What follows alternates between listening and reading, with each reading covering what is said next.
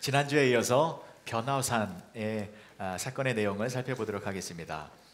먼저 이 변화산 사건이 왜 발생되어졌는지 그 발생 원인에 대해서 잘 알고 있어야 합니다. 베드로가 주는 그리스도시요 살아계신 하나님의 아들이십니다 라는 고백을 했는데, 그 고백을 들으시고 예수님께서 너무나도 기뻐하시고 그 고백 위에 교회를 세우시겠다라고 말씀을 하셨습니다. 그래서 그 고백은 교회의 기반이 되어지는 굉장히 중요한 고백입니다. 그런데 베드로는 그 고백의 진정한 의미를 모르고 있었습니다. 그 고백에 담긴 예수님의 실체적인 그 본연의 모습을 잘 모르고 있었던 것이었죠.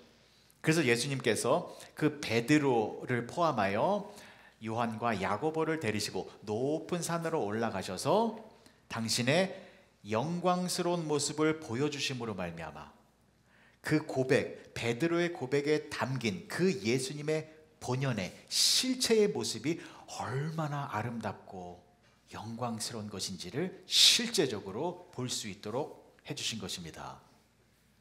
그래서 우리도, 저와 여러분들도 주는 그리스도시요 살아계신 하나님의 아들이십니다 라는 고백을 함으로 말미암아 지금 이 교회를 우리가 세워나가고 있기 때문에 우리도 우리가 하는 이 고백 속에 담긴 예수님의 본연의 모습, 실체의 모습이 무엇인지를 잘 알고 있어야 한다는 것입니다.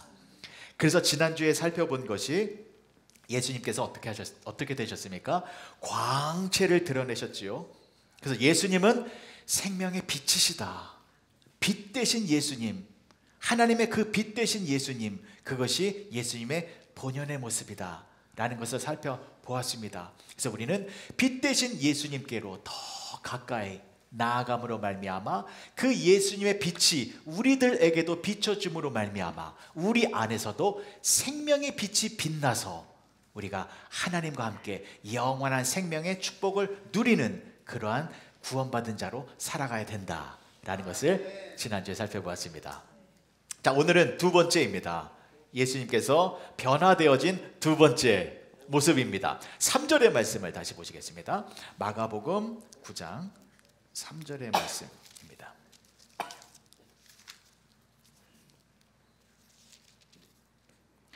그 옷이 광채가 나며 세상에서 빨래하는 자가 그렇게 희게 할 수 없을 만큼 매우 희어졌더라.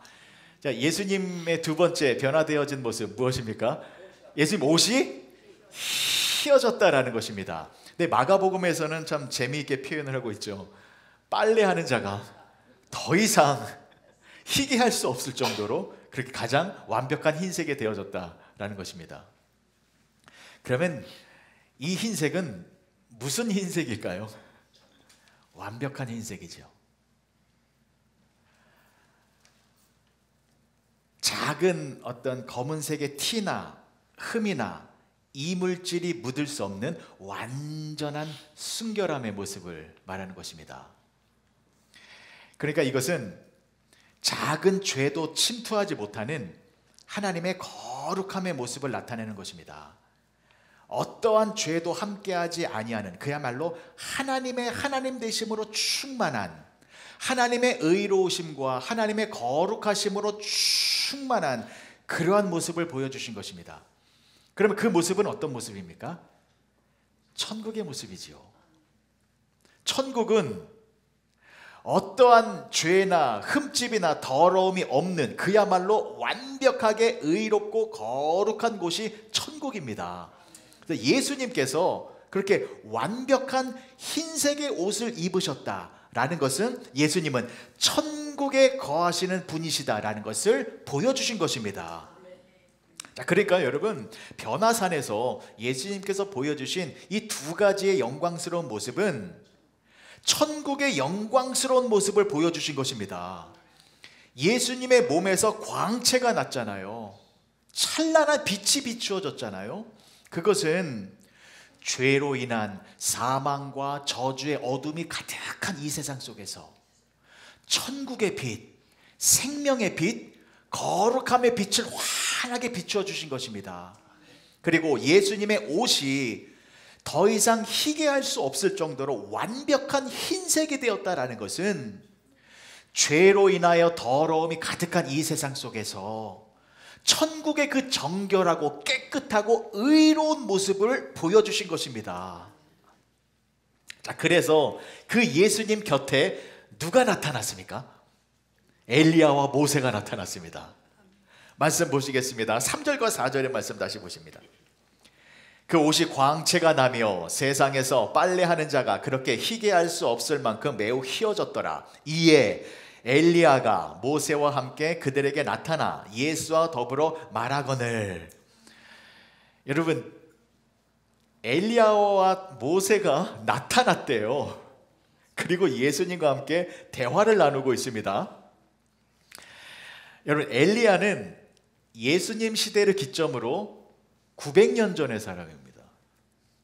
모세는 몇 년 전 사람입니까? 1500년 전 사람입니다. 1500년 전에 또 900년 전에 살았던 사람이 지금 예수님과 함께 대화를 나누고 있습니다. 저는 이 말씀을 믿습니다. 이 말씀 때문에 제가 너무나도 감사하고 목회를 하는 데 있어서 제가 아주 신나는 이유가 이 말씀 때문입니다. 1500년 전에 살았던 사람, 그리고 900년 전에 살았던 사람이 지금 예수님과 함께 대화를 나누고 있습니다. 그러면 그 사람들 죽은 겁니까? 안 죽은 겁니까? 안 죽은 거잖아요. 물리적인 육체의 모습은 이 땅에서 사라졌을지 몰라도 그들의 본연의 모습은 영원히 죽지 아니하고 예수님과 함께 그 영원한 생명의 모습을 보여주고 있다는 것입니다. 여러분, 이것이 바로 천국의 모습입니다. 제가 이 본문의 말씀을 너무나도 좋아하는 이유가 이겁니다. 이 땅의 현실 속에서 천국의 모습을 사람의 눈으로 경험할 수 있도록 객관적인 사실로 보여주셨기 때문입니다. 여러분들도 이 본문의 말씀을 믿으시지요? 그러면 저와 여러분들이 어떻게 되는지 아십니까? 나중에 모세와 엘리야 옆에 저와 여러분들이 서 있을 것입니다. 그래서 제가 이 말씀이 너무 좋은 겁니다. 영원한 생명을 누리고 있는 그 모세와 엘리야 옆에 나중에 박대현 장로님도 서 계실 것이고, 김설자 권사님도 서 계실 것이고, 이영자 권사님도 서 계실 것이고, 신미자 권사님 그 큰 키로 옆에서, 엘리야보다 아마 더 크실걸요, 신미자 권사님이. 그리고 그 옆에 저도 서 있을 것입니다. 바라고 소망하기는 그 자리에 지금 여기서 예배를 드리고 있는 여러분 모두가 한 사람도 빠짐없이 모세와 엘리야 옆에 우리도 영원한 생명을 가진 그 모습으로 함께 하게 되기를 주님의 이름으로 간절히 축복합니다. 얼마나 좋을까요? 얼마나 좋을까요? 자, 그런데 정말로 중요한 것이 있습니다. 지금 모세와 엘리야가 영원한 생명을 가진 모습으로 나타났는데, 그런데 지금 누구를 중심으로 그들이 서 있습니까? 예수님을 중심으로 서 있습니다. 예수님과 함께하고 있기 때문에 그 두 사람이 죽지 아니하고 영원히 존재하고 있는 모습을 보여준 것입니다. 자, 그러면 저와 여러분들도 영원한 생명의 자리에 서기 위해서는 누구를 중심으로 살아야 합니까? 예수님을 중심으로 살아야 합니다. 예수님을 떠나면 그 자리에 설 수 없습니다. 예수님과 함께하는 그 자리를 벗어나면 영원한 생명을 누리는 그 모습을 나타낼 수 없다는 것입니다. 반드시 예수님을 중심으로 하는, 예수님과 함께하는 그 자리에 우리들이 있어야 한다는 것입니다. 그래서 교회가 중요한 것입니다. 교회의 머리는 예수님이시기 때문에 우리가 이 자리에 나와 있다는 것은 예수님을 중심으로 모여 있다는 것입니다. 이 모습 그대로 천국에서 우리가 엘리야의 모습으로, 모세의 모습으로 서게 될 것입니다. 자, 그러면요, 보십시오. 변화산에서 예수님께서 그런 영원한 생명을 공급하여 주시는 참다운 구원자 되심의 모습을 보여주셨잖아요. 그래서 첫 번째는 생명의 빛을 비춰 주셨고, 두 번째는 완벽한 흰색의 옷의 그 모습을 보여주셨는데, 자, 그런데 생명의 빛은 이해가 돼요. 빛이니까, 생명의 빛이니까, 아, 그 빛으로 말미암아 영원한 생명을 누리는구나. 흰색 옷, 이 옷이 왜 우리에게 생명의 그런 영원한 생명을 공급해주는 그러한 모습이 되는 것일까요? 이 흰 옷. 그래서 오늘은요, 이 흰 옷이 왜 중요한지를 자세히 말씀을 드리려고 합니다. 자, 다시 한번요. 변화산에서 예수님의 옷이 완벽한 흰 옷이 되었다라는 것은, 그 흰 옷은 천국의 옷입니다. 천국에서 입는 옷이 완벽한 흰색의 옷인 것입니다. 그 옷을 지금 예수님이 입고 계시죠. 자, 그런데 그 예수님이 입으셨던 흰 옷을 또 누가 입고 있는지 아십니까? 예수님을 믿고 있는 저와 여러분들이 그 옷을 입고 있습니다. 예, 아멘 하셔도 돼요. 기쁨으로 아멘 하셔도 됩니다. 여러분, 예수님은 이 땅에 사람의 일이 아니라 하나님의 일을 이루기 위하여 오셨습니다. 하나님의 일 무엇입니까? 예수님을 믿는 자는 하나님의 자녀가 되어 하나님과 함께 하나님의 나라에서 영원한 생명의 축복을 누리는 것, 이것이 하나님의 일이잖아요. 그래서 예수님을 믿는 저와 여러분들은 예수님을 믿는 즉시로 하나님의 자녀가 되어 영원한 생명으로 하나님과 함께하는 구원의 축복을 누리게 되었다라는 것을 믿으시기 바랍니다. 자, 그러면 저와 여러분들도요, 지금 예수님이 입으셨던 그 천국의 흰색 옷을, 순결하고 거룩한 옷을 입게 되었다라는 것입니다. 요한계시록 7장 9절에서 10절까지의 말씀입니다. 요한계시록 7장 9절과 10절의 말씀입니다. 이 일 후에 내가 보니 각 나라와 족속과 백성과 방언에서 아무도 능히 셀 수 없는 큰 무리가 나와 흰 옷을 입고 손에 종려가지를 들고 보좌 앞과 어린 양 앞에 서서 큰 소리로 외쳐 이르되 구원하심이 보좌에 앉으신 우리 하나님과 어린 양에게 있도다 하니. 아멘. 이것이 지금 천국에서 벌어지고 있는 상황이잖아요. 흰 옷을 입은 자들이 종려 나무가지를 들고 어린 양이신 예수님께 영광을 돌리고 있습니다.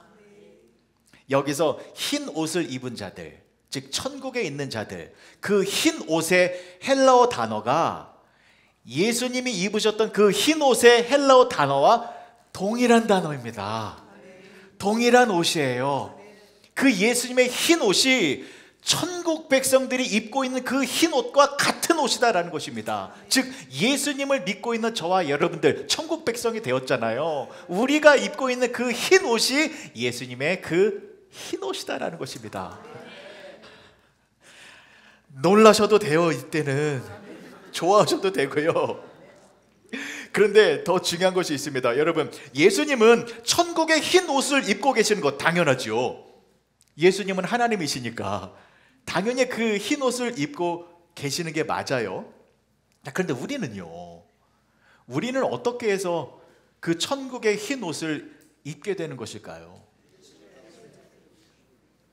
그 이유를 정확하게 알고 있어야 합니다. 말씀하신 것 그 정답 맞아요. 조금 더 그 정답을 깊게 풀어드리겠습니다.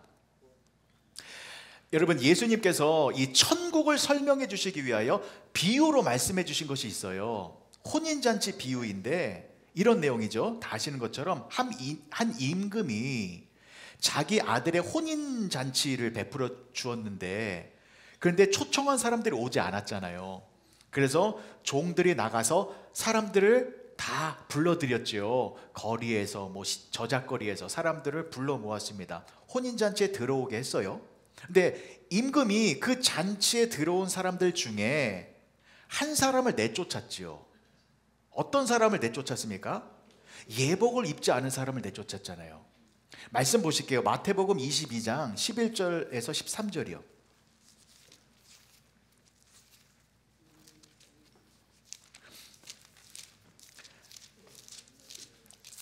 마태복음 22장 11절에서 13절까지의 말씀입니다. 임금이 손님들을 보러 들어갈새 거기서 예복을 입지 않은 한 사람을 보고 이르되 친구여 어찌하여 예복을 입지 않고 여기 들어왔느냐 하니 그가 아무 말도 못하거늘 임금이 사환들에게 말하되 그 손발을 묶어 바깥 어두운 데에 내던지라. 거기서 슬피 울며 이를 갈게 되리라 하니라. 여러분, 이것은 천국의 비유이거든요. 천국 잔치에 참여해서 천국의 기쁨을 누리기 위해서는 반드시 예복을 입어야 된다는 것입니다. 근데 그 예복을 입지 않으면 바깥에 내던지워져서 슬피 울며 이를 갈게 된다는 것입니다. 자, 그래서 천국의 예복이 중요한데 천국의 예복 무엇입니까? 흰 옷. 그렇죠? 예수님이 입으신 그 흰 옷이 천국의 예복입니다. 그래서 예수님의 흰 옷과 천국 백성들이 입었던 그 흰 옷의 예복의 단어가 같은 것입니다. 자, 그래서 저와 여러분들은 반드시 천국 백성이 되기 위해서는 예복, 즉 그 흰 옷을 입어야 한다라는 것인데, 그런데 우리가 어떻게 해서 그 흰 옷을 입을 수 있느냐라는 것입니다. 우리가 입고 있는 옷을 빨면 흰색이 되나요? 도덕적으로 착하게 살고 윤리적으로 양심적으로 올바르게 살면, 그러면 우리 옷이 깨끗한, 죄가 없는 그러한 거룩한 옷이 되나요? 아니죠. 자, 우리 옷이 천국에 들어갈 수 있는 흰 옷이 되어질 수 있는 방법, 여러분 정확하게 아셔야 됩니다. 정확하게 아셔야 됩니다. 말씀에 나와 있거든요. 말씀이 어떻게 나와 있는지 요한계시록 7장 13절과 14절입니다. 아주 중요한 말씀이기에 꼭 기억하셨으면 좋겠습니다. 요한복음 7장 13절과 14절입니다. 장로 중 하나가 응답하여 나에게 이르되 이 흰 옷 입은 자들이 누구며 또 어디서 왔느냐 했더니 14절 보십시오. 내가 말하기를 내 주여 당신이 아시나이다 하니 그가 나에게 이르되 이는 큰 환난에서 나오는 자들인데 어린 양의 피로 그 옷을 씻어 희게 하였느니라. 아멘. 이 방법입니다. 우리의 옷이 어떻게 해서 흰색이 되어진 것입니까? 어린 양의 피에 그 옷을 씻어야 한다는 것입니다. 어린 양이 누구이십니까? 예수 그리스도이십니다. 그러니까 예수님께서 십자가에서 흘리신 그 피로 말미암아 우리의 모든 죄의 더러움이 깨끗하게 씻겨져서 우리가 완벽하게 순결한 그 거룩한 흰색의 옷을 입게 되어 죄와 사망이 없는 저 영원한 천국에서 하나님과 함께 영원한 영생의 축복을 누리게 된다는 것입니다. 꼭 아셔야 됩니다. 우리가 천국 백성이 되기 위한 흰 옷을 입을 수 있는 것은 오직 예수님의 피로 말미암는 것입니다. 그래서 착하게 살고 나쁜 짓 안 하고 거짓말 안 하고 도덕적으로 사는 것, 그것이 우리의 옷을 깨끗하게 만드는 것이 아니라 예수님의 보혈만이 우리의 옷을 천국에서 거할 수 있는 그 빛나는 흰색 옷으로 만들어주는 것이기 때문에 저와 여러분들은 반드시 십자가의 예수님을 의지하고 믿고 예수님과 동행하는 삶을 사셔야 한다는 것을 잊지 마시기 바랍니다. 요한계시록 3장 4절에서 5절까지의 말씀 또 한번 보실게요. 그러나 사대 교회에 이렇게 말씀해 주셨어요. 사대에 그 옷을 더럽히지 아니한 자 몇 명이 내게 있어 흰 옷을 입고, 그러니까 사대 교회에요, 그 옷을 더럽히지 아니한 흰 옷을 입은 자들이 있었대요. 옷을 더럽히지 아니한 자, 어떤 자들입니까? 예수님의 보혈의 피만을 의지한 사람들을 말하는 것입니다. 세상에 어떤 행동이나 행위로 인하여 내 옷을 깨끗하게 만들려고 한 사람이 아니라 십자가의 예수님만을 부여잡고 산 사람들, 그 사람들만이 흰 옷을 입었다라는 것입니다. 그리고 나와 함께 다니리니, 즉 예수님과 함께 다니게 된다라는 것입니다. 그들은 합당한 자인 연고라. 5절 말씀 보실까요? 이기는 자는 이와 같이 흰 옷을 입을 것이요, 이기는 자는 흰 옷을 입는다라고 합니다. 이기는 자가 누구입니까? 예수님의 십자가로 이기는 사람들입니다. 보혈의 피를 의지하는 사람입니다. 그 십자가의 예수님으로 모든 신앙생활을 승리함으로 살아가는 사람들, 이기는 자들만이 흰옷을 입을 것이요 내가 그 이름을 생명책에서 결코 지우지 아니하고 그 이름을 내 아버지 앞과 그의 천사들 앞에서 시인하리라. 아멘. 오늘부터 더욱 예수님의 보혈의 피를 의지하셔서 항상 여러분들 옷을 더럽히지 아니하고 흰 옷을 깨끗하게 유지하시어 천국의 기쁨을 누리며 살아가시는 여러분 모두가 되어지시길 주님의 이름으로 간절히 축복합니다. 또 한 가지 중요한 내용 살펴보아야 합니다. 확실히 이해가 되셨을 것입니다. 예수님의 보혈의 피만이 나의 옷을 천국의 옷으로, 흰색 옷으로 변화시켜 준다라는 것을요. 자, 그러면 예수님의 보혈의 피, 그것은 무엇을 의미하는 것입니까? 그것은 예수님의 죽음을 의미하는 것입니다. 예수님께서 우리의 죄를 대신하여 십자가에서 물과 피를 다 쏟으시고 죽으심으로 말미암아 우리의 옷을 흰색 옷으로 변화시켜 주셨다라는 것입니다. 여러분, 예수님께서 저와 여러분들에게 천국의 흰 옷을 주시기 위하여, 즉 보혈의 피를 흘려주시기 위하여 예수님은 십자가에서 죽으셨습니다.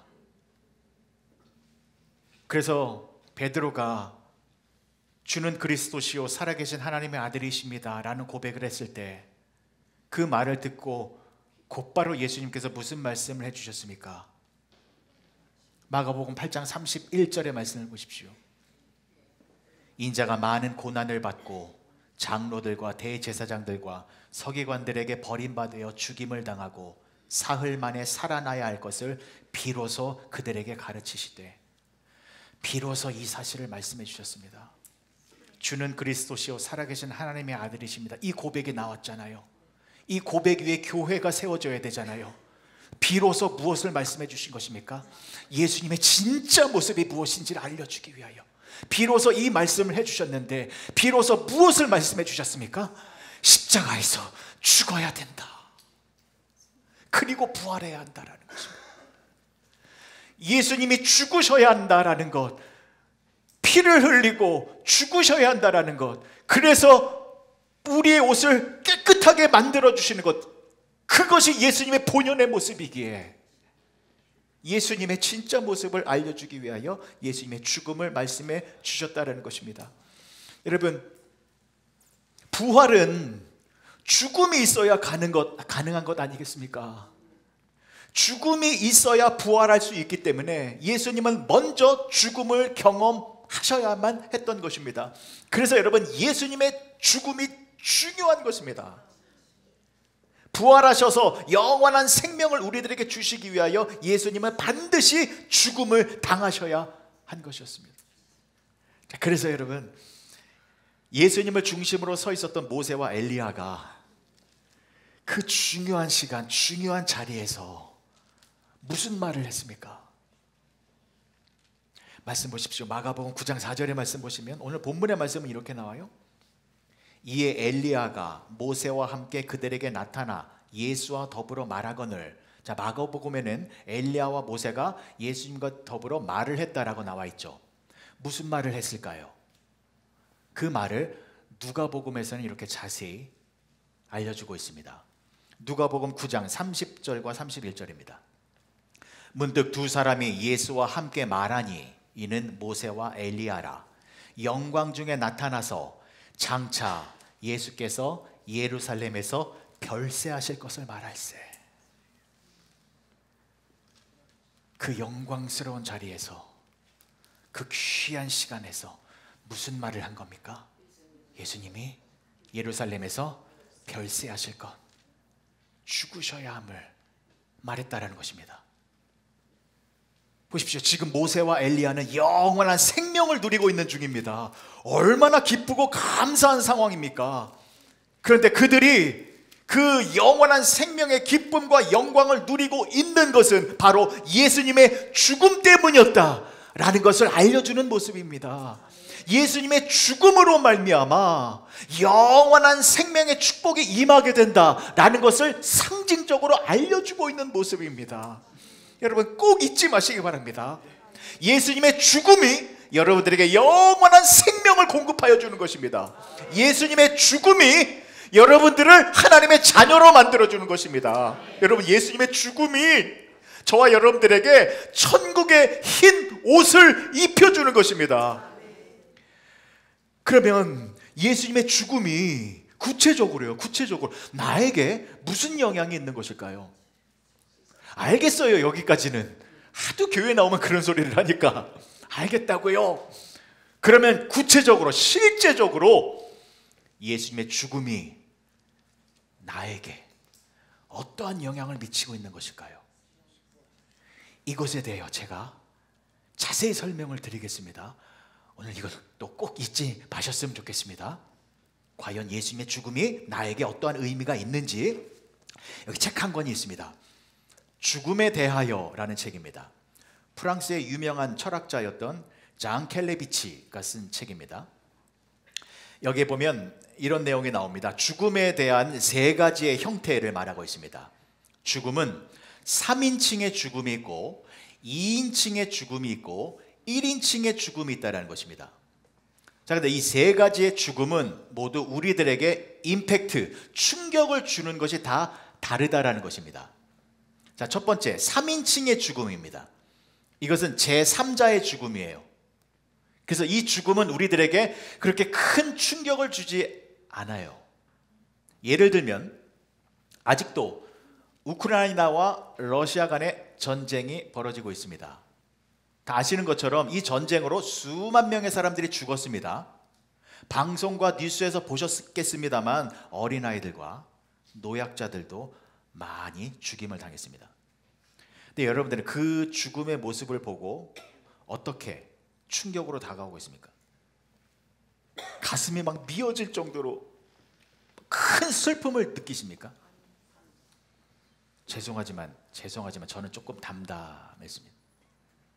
왜냐하면 제3자의 죽음이기 때문에, 나와 상관이 없는 사람들의 죽음이기 때문에 별로 이렇게 저의 감정에 큰 영향을 미치지는 못했습니다. 기도는 했습니다만 이게 3인칭의 죽음입니다.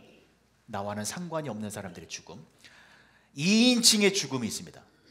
이거는 나와 밀접한 관계가 있는 사람들의 죽음입니다. 이건 굉장한 충격이 옵니다. 예를 들면 사랑하는 부모님이 돌아가셨다라는 거야. 아니면 남편이나 아내가 먼저 천국에 가셨다거나, 아니면 이게 제일 끔찍할 거예요. 내 자녀가 먼저 세상을 떠나면 이거는 엄청난 고통을 주죠. 제가 지난번에도 말씀드렸습니다만 소설가 박완서 선생님이 쓴 한 말씀만 하소서라는 수필집이 있습니다. 참 제가 좋아하는 책인데 이런 내용이 있죠. 박완서 선생님이 대한민국에서 88 올림픽이 한창 준비하면서 그렇게 축제 분위기였을 때 1988년 5월 달에 사랑하는 남편이 폐암으로 먼저 세상을 떠났습니다. 너무나도 슬펐답니다. 그런데 더 기가 막힌 것은 남편이 죽고 3개월밖에 안 지났어요. 8월 달에 사랑하는 아들이 교통사고로 죽었다라는 소식을 듣게 됩니다. 그럼 상상해 보십시오. 이게 충격이 얼마나. 남편이 돌아가시고 3개월 만에 아들이 죽었답니다. 이걸 견뎌낼 수 있을까요? 그래서 정신이 없죠. 아들의 장례식 어떻게 치렀는지도 모르고 집에 돌아와서 며칠을 굶었으니 배가 고파서 밥을 먹는데 이런 생각이 들었다라고 하죠. 내 아들은 차가운데 누워있는데 이 애미는 먹고 살겠다고 밥을 꾸역꾸역 집어넣고 있구나. 이 생각이 드니까 너무 역겨워서 밥을 다 토해내고 그때 밥상을 뒤집어 엎고 뭘 했냐면 하나님을 저주하기 시작했다. 하나님, 당신이 과연 살아계시다면 어떻게 나한테 이럴 수 있습니까? 남편 죽은 것도 참겠는데 어떻게 내 아들을 데려가십니까? 막 가진 욕설을 토해내면서 하나님을 저주하고 저주했다고 합니다. 너무 괴로워서. 박원서 선생님의 그 표현에 따르면 하나님을 죽이고 죽였다라고 합니다. 그런데 박원서 선생님은 계속 하나님을 죽였는데 하나님은 죽지 아니하시고 여전히 살아계셔서 그 박완서 씨의 모든 저주와 분노와 원망의 말을 다 들으시고 그 저주와 원망의 말보다 더 큰 사랑으로 박완서 씨를 안아주셔서 위로해 주시고 너의 고통과 아픔과 괴로움을 나에게 다 토해내거라 라고 하면서 하나님의 그 따스한 사랑을 느꼈기 때문에 그 아픔의 시간을 이겨낼 수 있었다라는 것이었습니다.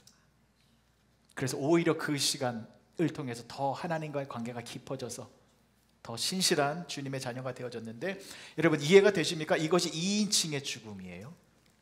내 가족, 친구, 형제가 죽으면 나에게 엄청난 고통으로 다가옵니다. 자, 그런데 여러분 이 2인칭의 죽음보다 더 큰 충격의 죽음이 있습니다. 어떤 죽음입니까? 1인칭의 죽음. 곧 내가 죽는 거죠. 내가 죽는 것은 그 죽음의 모든 고통과 아픔을 내가 고스란히 다 당해야만 하는 것입니다. 1인칭의 죽음. 자, 그러면 여러분 예수님께서 십자가에서 죽으셨습니다.